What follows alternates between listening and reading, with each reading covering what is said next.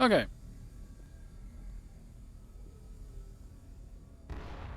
Let's go back in.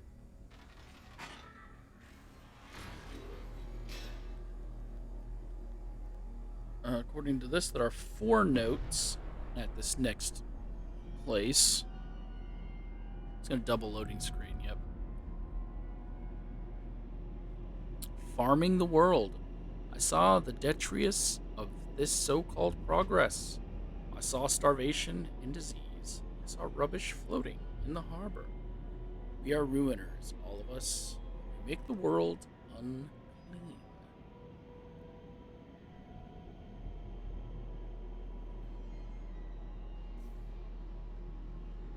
So 4 notes before we leave.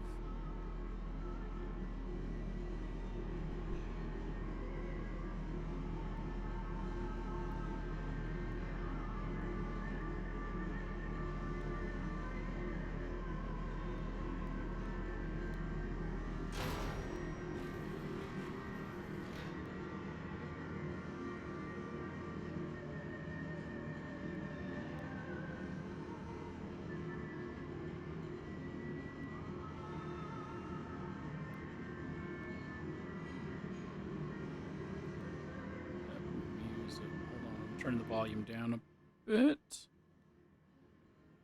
Because it's just nothing but gears grinding and that music. So we gonna drop it a bit.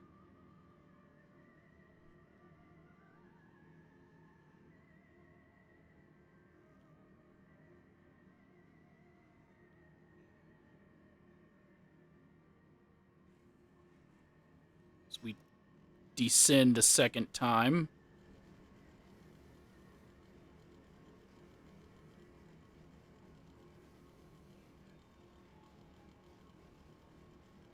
The Iron Butler.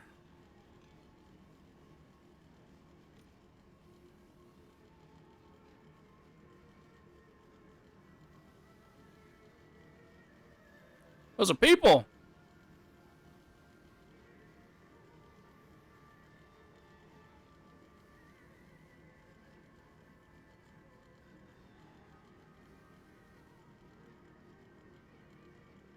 Am I hearing a pig? Like, I can't hear anything but that machinery and music. But I thought I heard a squeal.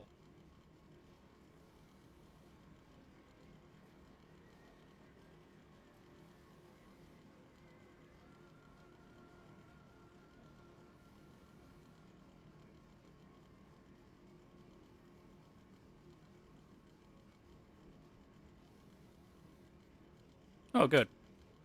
Because the arrow was pointing at that door, so I was like, there's got to be something down here.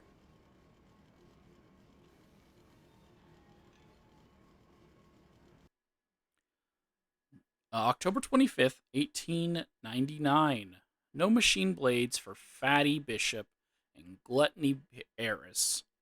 Prime cuts, all for the sorting bins. And the very best, as always, back in the dumbwaiter to the kitchens above. To be stewed and plunged, engraved, and breadcrumbed, and returned to the table for the next night's feast. And not every night, you see. Although we have begun to increase the frequency of the final act, unlike the poor, the rich will be missed, given time. But we will continue to spoil and ready them, and our fine foods are now exported to mansions and lodges across London. And it has been noted in the time of late how rather overweight the great and the good are becoming, with their diets of fine wine and rich meat. Indeed, in Punch just last week, a cartoon showed Viscount Selwyn as a stuffed pig laid upon a platter for his peers to dine on. A vicious and cowardly slander, no doubt, but he tasted delicious. Okay.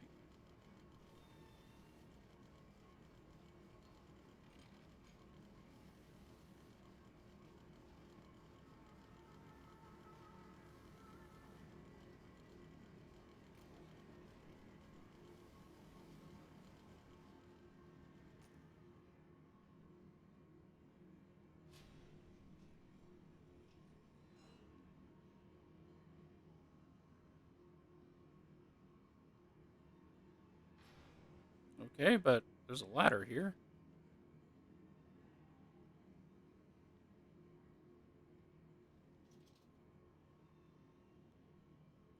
The spark plug.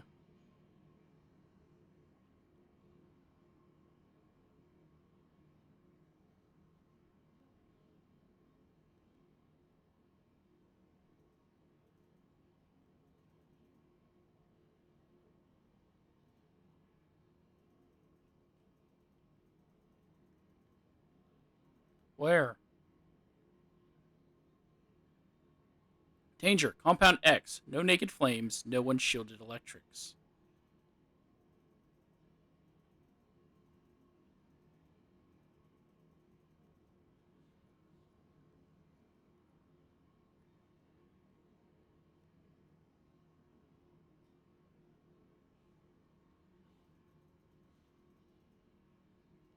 They cannot climb, as far as I am aware.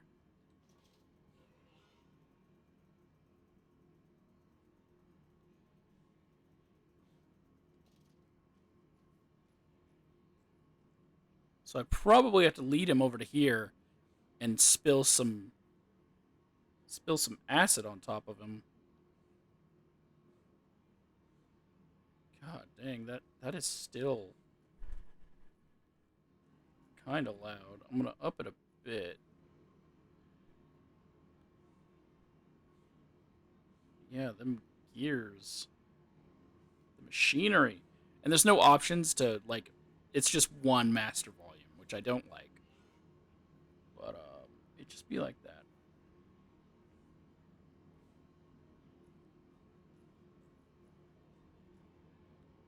So I'm not gonna just drop straight down because I'm assuming I drop straight down after I do this.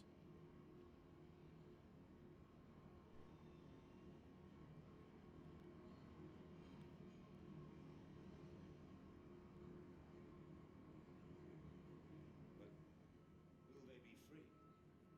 Yes, my friend, drained and bled and freed from the prison of the flesh, free to ascend as smoke to the stars. And the good? The worthy? How will we save them?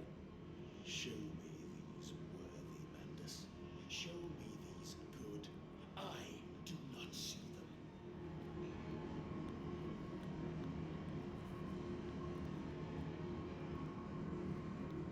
Okay. See, the issue with this loud machinery is obviously tripery. That I had to turn the volume down. And then, of course,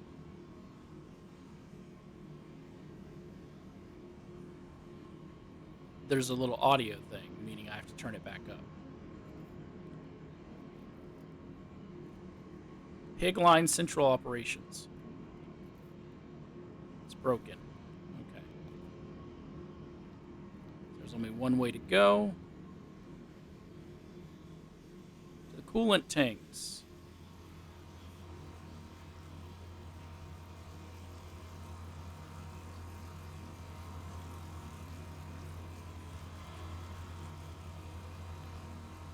Danger! Compound X.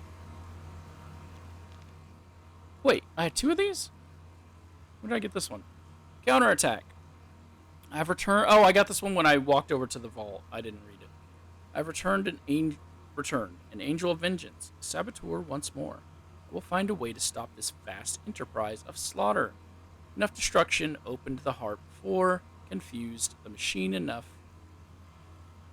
to spring its locks and secret doorways.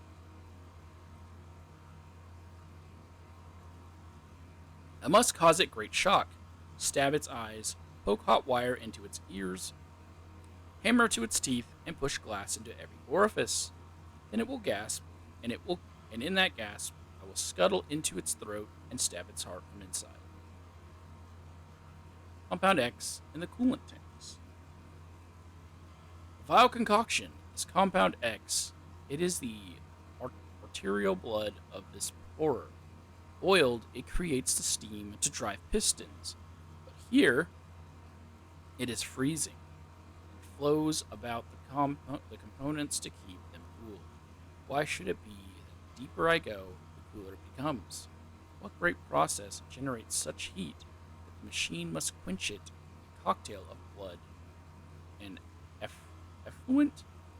Blood isn't cold.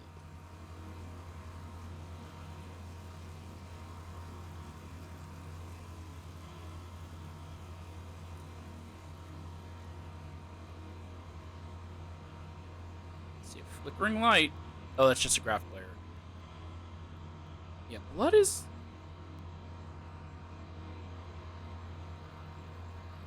Pretty sure blood is warm.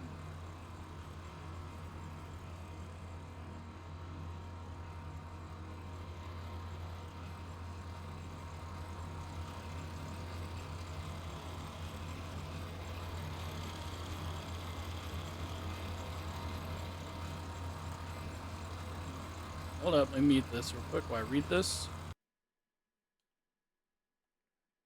Coolant pumps. I sense an opportunity. My first strike. Impeding these cogs with a large enough object should jam the flow of coolant, causing a pressure buildup that will split the pipes and rupture the tanks. So it obviously wants me to push one of these off. Whole thing is, like, every time it wants me to hunt down an object, it's next to the spot. That's one of the downsides of this game that I'm seeing so far.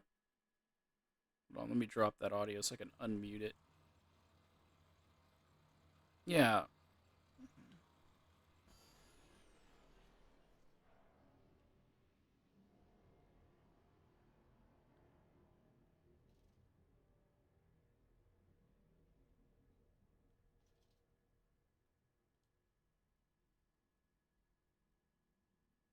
Why did I come down here?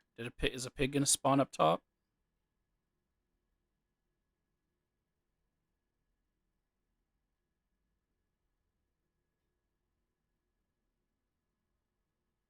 Like, what was the point of this?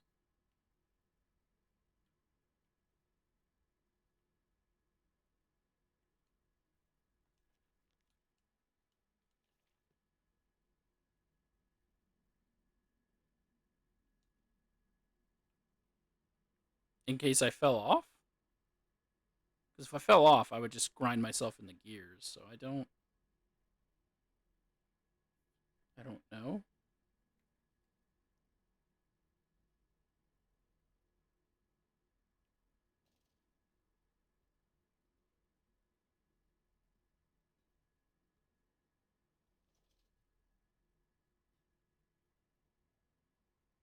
Oh, there was a note in here though.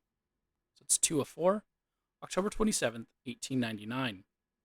Then, upstairs, to bed, to toss and turn on bloated stomachs, to copulate and puke upon a chaise lounge, four-poster or dressing table, collapse at last into the engulfing mattress, drunk and drugged and fat, stupid and senseless, and spring the trap.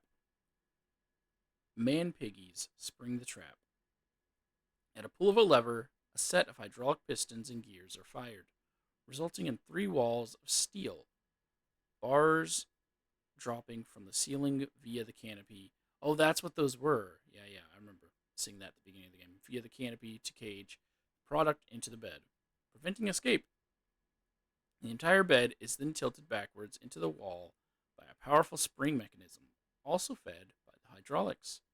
Pressure for the system is created as a byproduct of the vacuum evisceration system employed for mass production elsewhere on the pig line.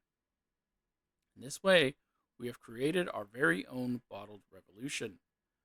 For the movement of the masses is a casual factor in the experimentation of the rich.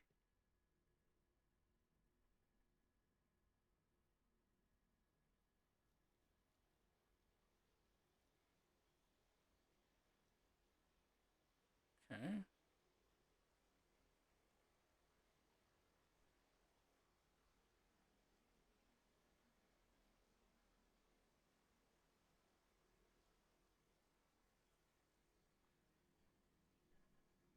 Oh, water.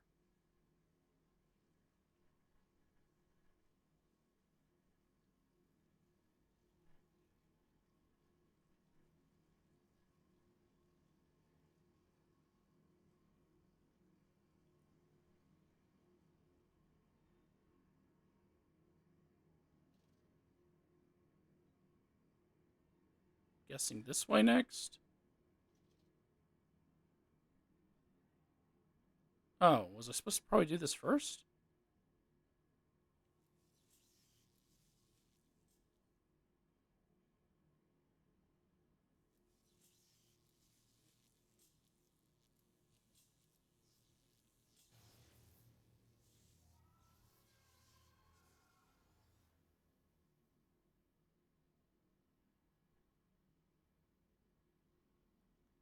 Or is that just me electrifying all of the pigs?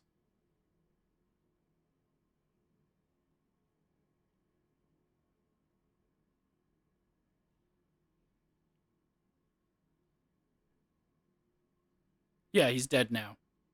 Okay. Seems good.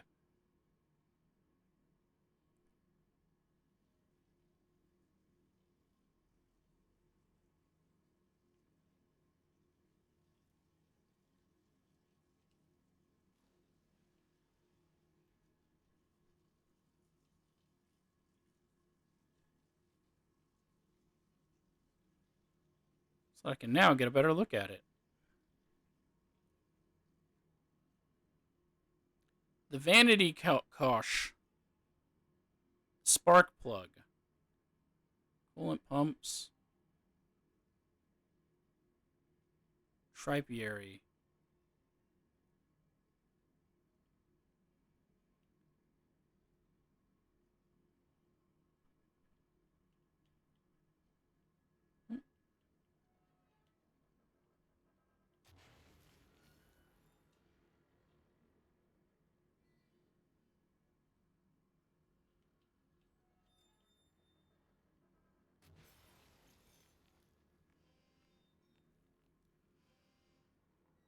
Keep thinking that thing's gonna get up, but I'm pretty sure it's dead.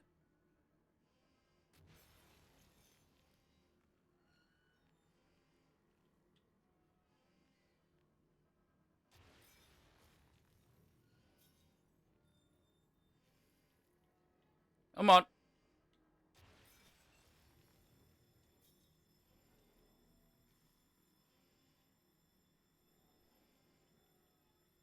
Let's keep going.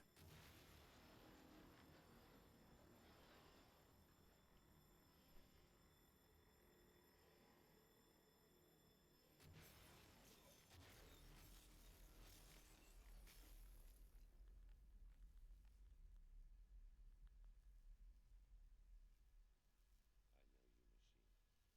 very soul. I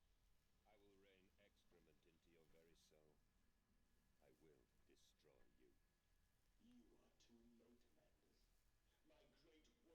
My great works are almost begun.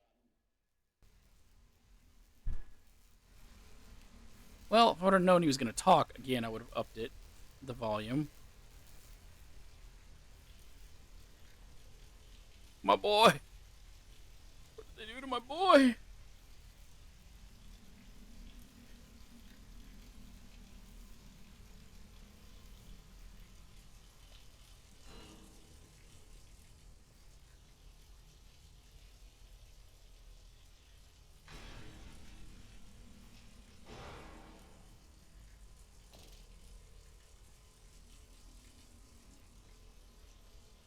That was the sound of a door opening or closing. Hmm.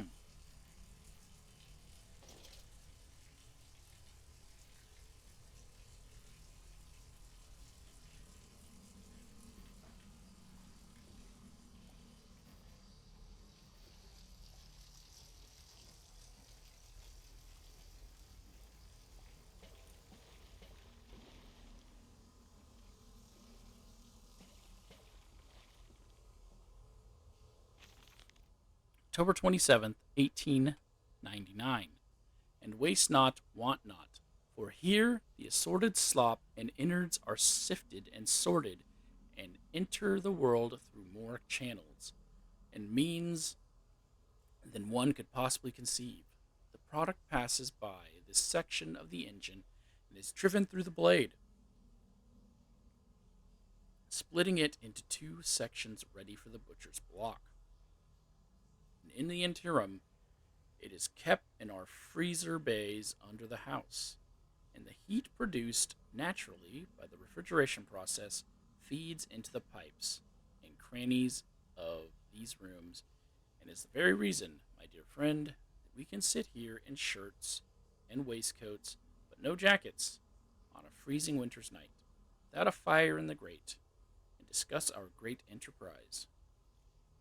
The warmth in our bellies and toes may be attributed directly to those bellies and toes even now passing through steam, fire, and blade beneath our feet. One more note.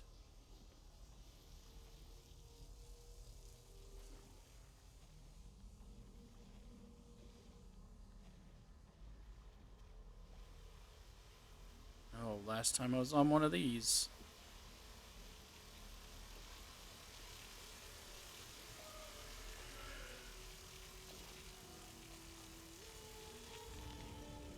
Well, another note before we go. December 2nd, 1899. Ooh. Walking away from those temples, that small pile of stones under the rhododendrons, whatever that is, the skulls of innocent under the loose clod, headless rib cages in the cool stone behind the altar, 3,000 miles apart. I trace back my life to this instance. Rain channels erode in ancient stone. The toxins are already in this damp, this falling water. I hack and retch and vomit into the sink and grasp the bowl with both hands and stare. There, in the plug hole, as clear as day, a toy spine, clockwork and intricate, like a child's spine, but clockwork. How could that be? How could a child's spine be made like clockwork? I washed it carefully, placed it on the mantelpiece, by the egg. By the egg I laid myself. Under the garden where the children's skulls are buried, I call it my Mexico. Okay.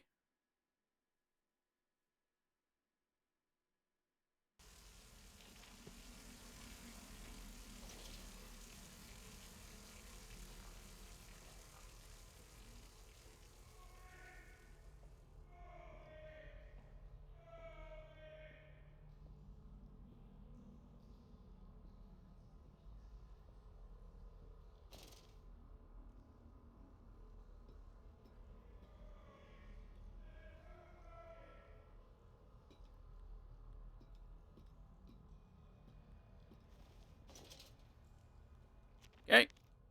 Let's read this before we descend. The path to the tripery is critically injured now. I am sure of that. It jeers no more. I feel it shudder around me. A wounded animal pressed flat to the ground. I feel it is afraid of me, and I hate it all the more, as I hate myself for unleashing it. My head pounds with blood, my teeth vibrate, I retch and burn with fever. I am an angel of death, descending to smother the firstborn for the death of the two that came after. Okay.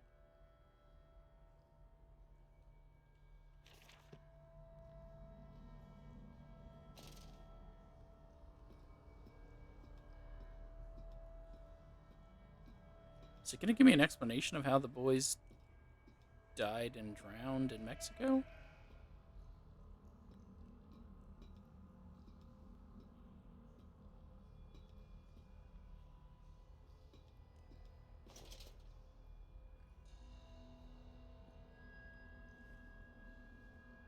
I am here again, at the foot of those stairs, towards the red light of the nursery, sunset in the window like a bleeding sky, The horizon a slit throat, the seeping dark to drain the guilt from us.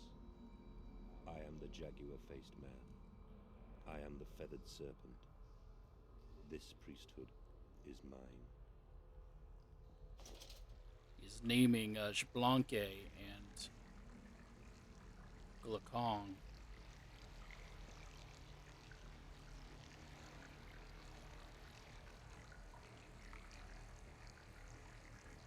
And I already have.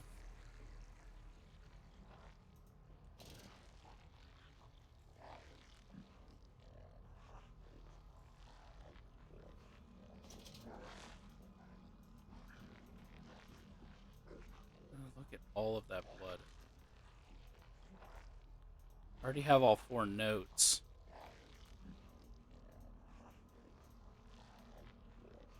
Grab that hand. So, I'm good to go.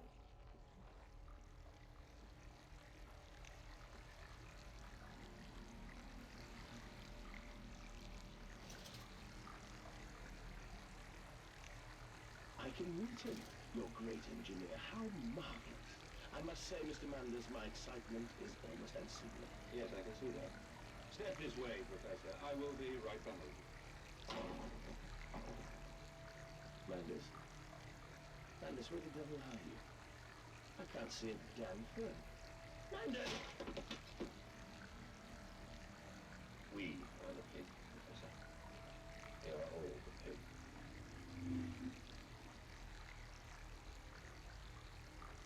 So was he the first I killed? He helped me build this place, and then I killed him?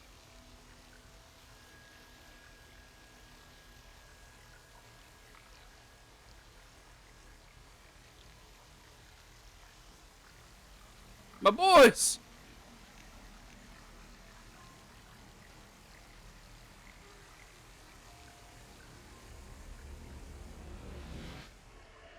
Pulled their hearts out again.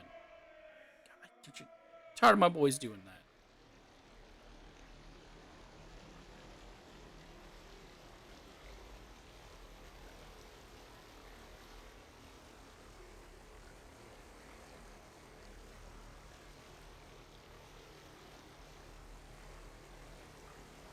Okay. I climb in stillness now. Blue water runs in my veins, now I am clean. I carry the knife of this factory, the bowl of this mill. I am come to collect you from your fields and your furnaces. I will gather you into the white clouds. I will gather you to me, and I will take you home. Sounds good.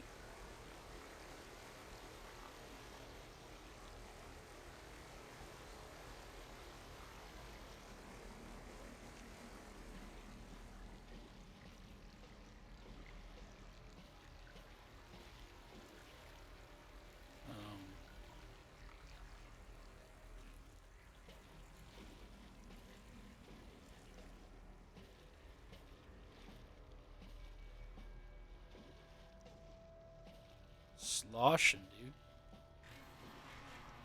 I